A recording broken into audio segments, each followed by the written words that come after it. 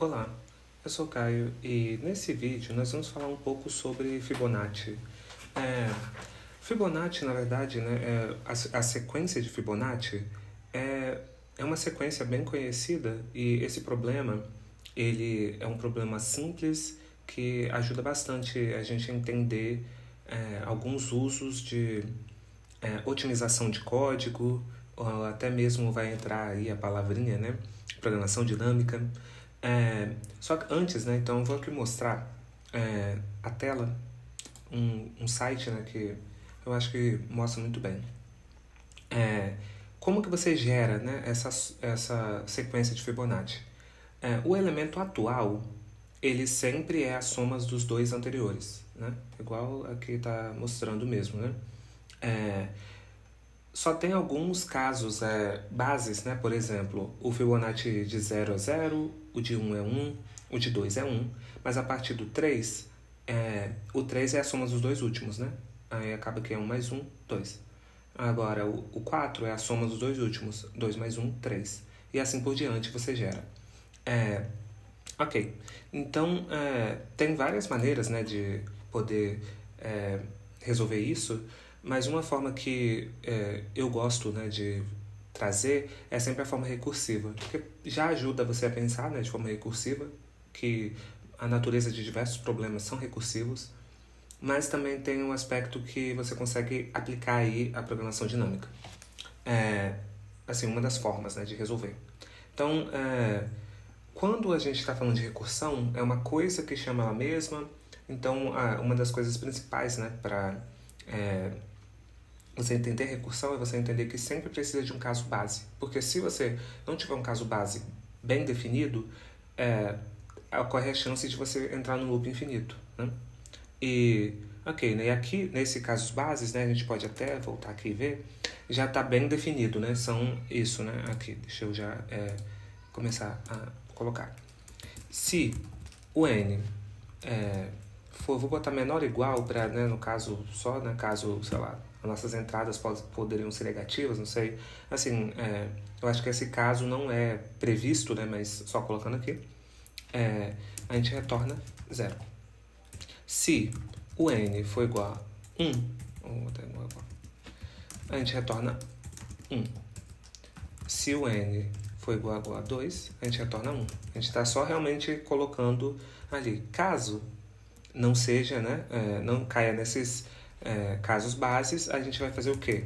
A gente vai dizer que o Fibonacci é o n menos 1 mais o Fibonacci de n menos 2, né? Que seria, aqui a gente está fazendo aquilo, né? A gente está somando os dois últimos, né? O atual é sempre a soma dos dois últimos, né? O menos 1 seria o primeiro, né? Tipo, o penúltimo e o antepenúltimo, né? Se a gente for pensar assim. E é isso. Aqui, né, eu já até coloquei para imprimir, e isso daqui só vou mostrar isso. Deixa eu vir aqui e mostrar. Colocar. Ok. Então aqui se a gente quer mostrar, é isso. Aí aqui tá, né, o Fib de 1 é 1, né? Só coloquei isso aqui mesmo. Deixa eu tirar. Deixa eu só mudar aqui, né, pra gente conseguir ver. Por exemplo, você quer saber o Fibonacci, o quinto, né? Ou, na verdade, pode ser o sexto, né? Mas, enfim, se você quer saber o Fibonacci o sexto Fibonacci, né? Que seria o n igual a 5, né? Pensando que a gente está pensando do zero, né? Seria... Deixa eu colocar aqui para mostrar a tela. Ainda luto para aparecer as coisas certinhas. Igual é esperado mesmo, né? Eu acho que eu consigo também mostrar até aqui, né? Aqui já tem os resultados que são esperados, tá vendo? Quando o n for 5, né? Ou seja, o sexto, você já é 5, né? Que seria a soma dos dois últimos, aqui é 3 mais 2. Então deixa eu colocar aqui para mostrar, né, um Fibonacci de 10. Fibonacci de 10.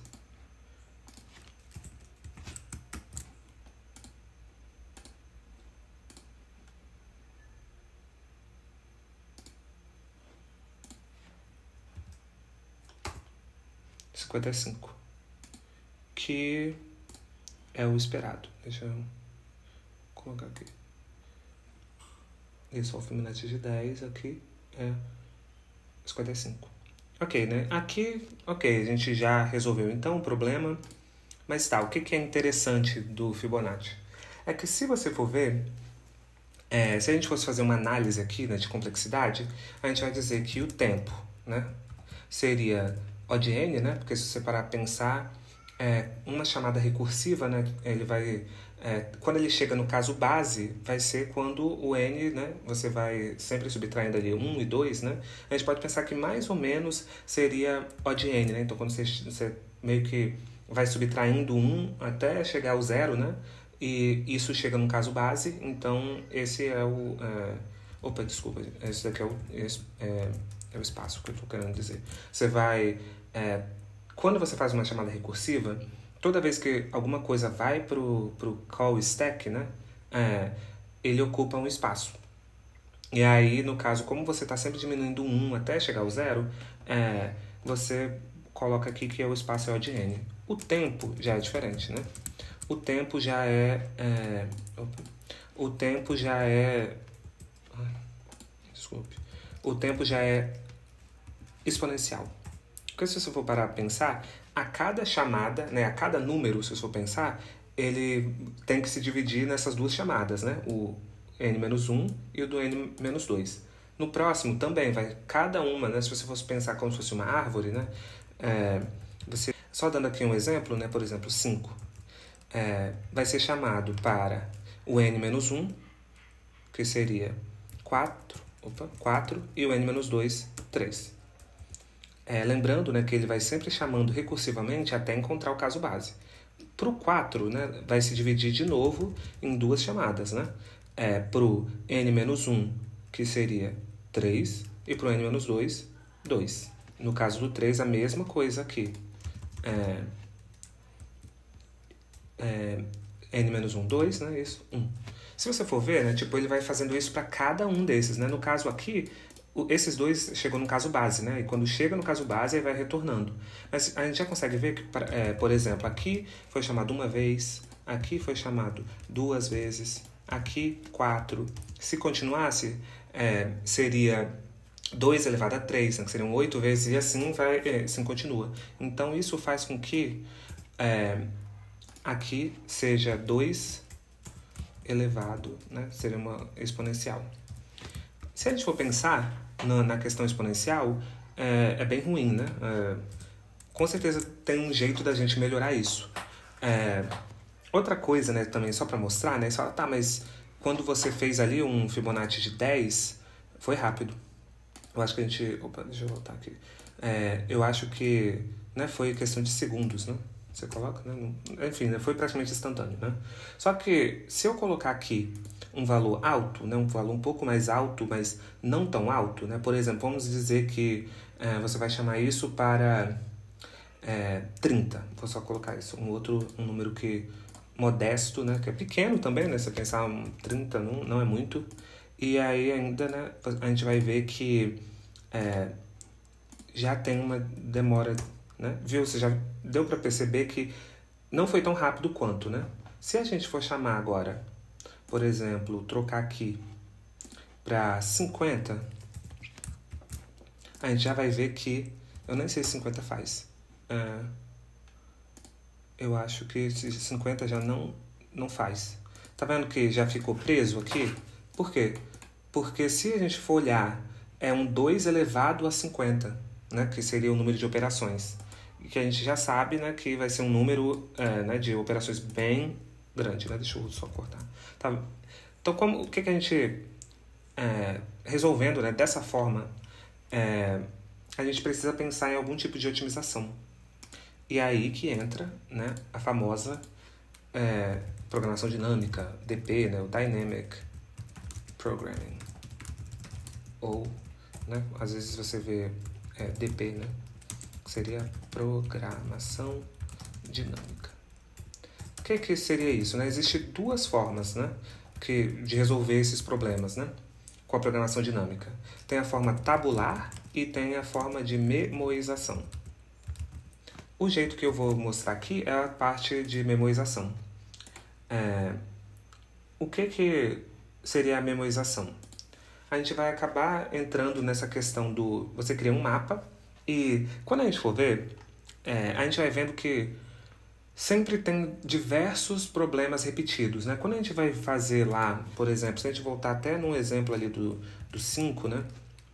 Que divide aqui em 4, 3, e aqui divide 3, 2, e aqui 2, 1. A gente já consegue ver, nesse exemplo pequeno, que já tem, né, um cálculo novamente, né, de subproblemas, né? Tá vendo? Um 3 aqui, né, já poderia ter sido chamado. O que a gente... Quando a gente faz a memorização, né, que é quando a gente cria como se fosse a gente cria um mapa, né, que a gente guarda ali, né, pode ser um objeto, enfim, né, onde a gente guarda as coisas já calculadas e antes da gente calcular, a gente faz a pergunta, já tem isso lá? Né, já tem isso em algum lugar guardado, armazenado? Esse subproblema já foi resolvido? Se sim, você já me devolve. E aí, é isso que acontece. Então, como que isso realmente é feito, né? Deixa eu tirar aqui. Deixa eu confirmar que está mostrando tudo certo. Espero que sim. Ok. Então, como que a gente faz isso, né? Como eu falei, né, do mapa, né? Em JavaScript a gente vai colocar, então, um objeto e a gente vai sempre guardar esse objeto, né? Toda vez que a gente cria um objeto, a gente também tem que... né, que a gente está falando de um mapa, então a gente precisa de ter uma chave, né? Porque o objeto em JavaScript é uma chave valor, né? Que eles chamam de key value pair, né? Que seria um par de chave valor. Aqui no caso, quando a gente está falando coisas que são boas para colocar como chave, são sempre coisas que estão mudando. Nesse caso aqui, o que está sempre mudando? O n. Então a gente já pode usar o n como a chave, né? Vou só colocar aqui um key e colocar o n, né? Não precisa, nesse caso, nós não precisaríamos, né? A gente pode só colocar o n. Mas eu acho que fica bom a gente já tá colocado de forma explícita, né? Porque quando a gente for resolver outros problemas mais complexos que a gente usa memorização, a gente já vai ver que esse conceito da chave, ela vai ser uma combinação, né, das entradas, né, que estão mudando. Então, ok. Então, aqui a gente faz essa verificação. Se tiver um key no objeto, a gente retorna o memo de key, né? Porque então vai ser assim, se a gente já resolveu esse subproblema, a gente não vai precisar de ir lá e recalcular, não vai precisar de ficar chamando, né? Pensa lá, se você for pensar numa árvore, né? Você não vai precisar de ter que ir chamando até chegar ao caso base, né? Você meio que corta, aspas, assim, a base, né? Tipo, o caso base. Os casos base vira um problema que você já resolveu, né? Então, mas ok, se você só fizer isso, né? Não vai ter nenhuma mudança, né? Aqui a gente vai precisar de atualizar, né? Para passar a receber, né? E é sempre compartilhado o mesmo, né? O mesmo objeto. E uma coisa também, né? Que a gente pode dizer que toda vez que você tiver um retorno, já é um indicador que seria ali que seria bom você guardar o resultado. Então aqui, de vez a gente retornar, a gente coloca a chave como esse retorno e retorna o objeto, né, naquela chave. Eu acho que só com esse ajuste a gente já vai mudar, né, o espaço e tempo, né? E a gente vai conseguir agora algo bem mais eficiente. Agora deixa eu colocar aqui para mostrar para vocês que que provavelmente agora esse de 50 a gente vai conseguir resolver, viu? Isso. Viu a diferença?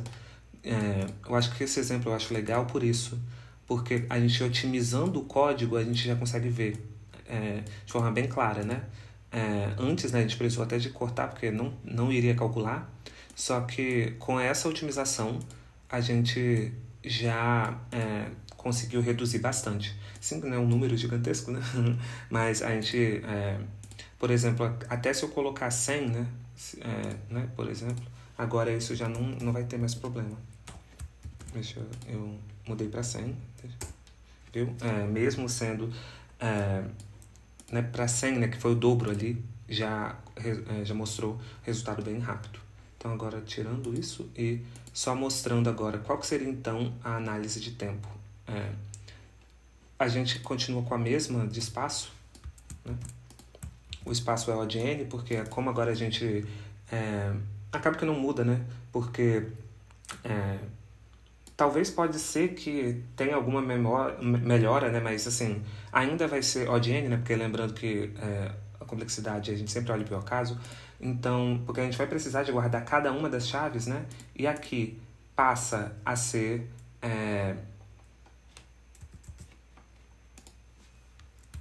a gente passa a ser O de N.